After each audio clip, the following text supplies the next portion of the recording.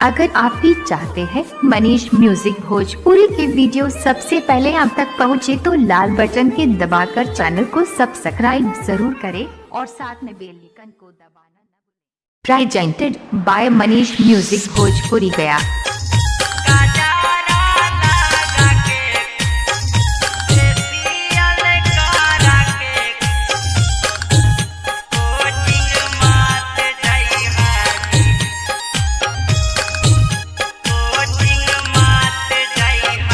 Singing by Arun Chhela Yadav.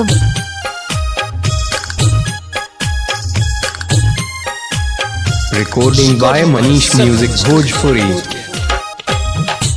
ननदो facial करा के कोचिंग मात जाई हाजी।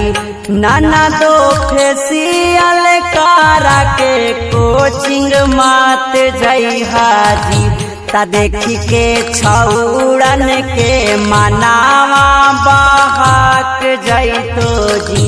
ता देखी के छौड़न के मनावा बहाक जैतो जी। ननदो फेसियल करा के कोचिंग मात जई हाजी। ननदो फेसियल करा के कोचिंग मात जई हाजी।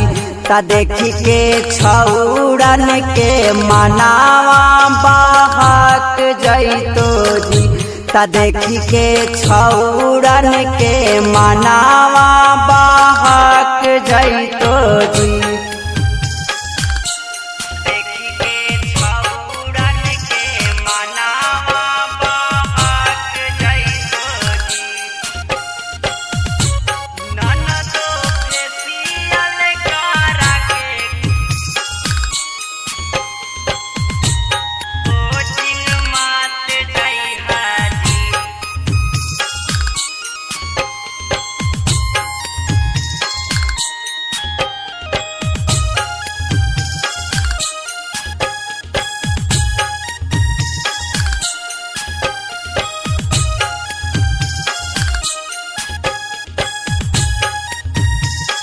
Mixed by Manish Sharma।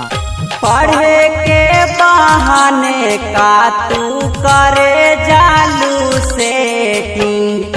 पढ़े के बहाने का तू करे जालू सेटिंग। दिना भर मोबाइलावे पर करा तारू chatting.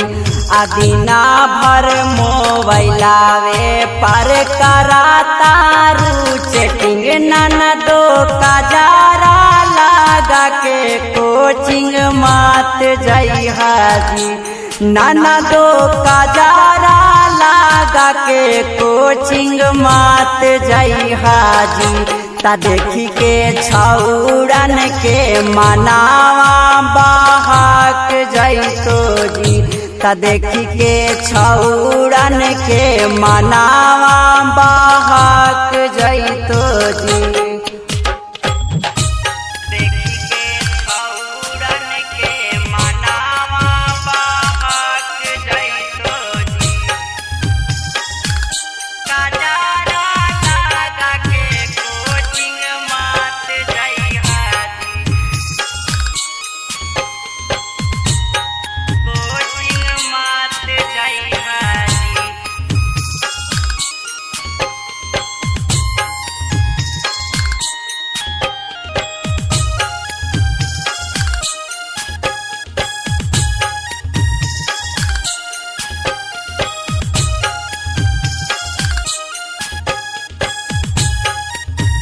Mixed by Manish Sharma। अब ही हवे तो हर कमासिन उमरिया। अब ही हवे तो हर कमासिन उमरिया। आनंद राज से अरुण छला के गड़ल बाना जरिया। आनंद राज से अरुण छला के गड़ल बाना जरिया। ननदो पाउडर ला लगा के कोचिंग मात जई हाजी नाना दो पाउडर लगा के कोचिंग मात जई हाजी ता देखी के छौड़न के मनावा बहाक जई तो जी ता देखी के छौड़न के मनावा बहाक जई तो जी। Recording by Manish music Bhojpuri Gaya.